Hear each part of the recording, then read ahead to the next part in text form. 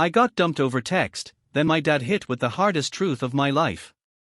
After 3 long years of telling myself my relationship with my ex-fiancée was fine, it was finally coming to an end. I was only in my 20s at the time, but I swear that relationship aged me. I thought I could fix her, carry her, save her, even if it meant swallowing the verbal and emotional abuse she hurled at me like it was my duty to endure it. Things were stuck in this strange limbo. She said she wanted to work things out, and yet one afternoon, while I was at work, she showed up under the guise of grabbing a few things. Instead, she hauled every last piece of her life out of my apartment, right down to the damn bed. All she left behind was a ragged old chair and a quiet kind of humiliation. Thankfully, she didn't touch anything that was truly mine. A week later, I was visiting my alma mater when she finally officially ended it. And she didn't even call. She broke off a 3-year relationship over text, and somehow still had the irony to call me a coward for not ending it first. I'll be honest, I'd been waiting for that moment. After everything, the fights, the threats, the stress migraines, the days of cold silence, I felt like she should be the one to finally break it off. If that makes me a coward, then fine. I was too worn down to care.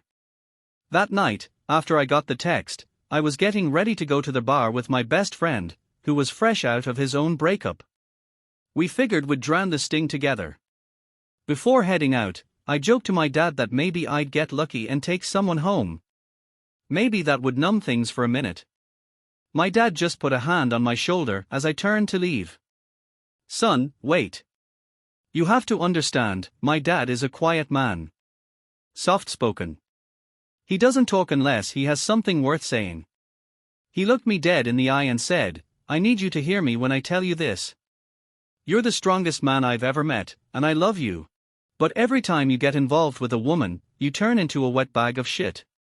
Before you even think about getting involved with anyone again, you need to get yourself straight. I don't want you to say anything. I just need you to think about that.'"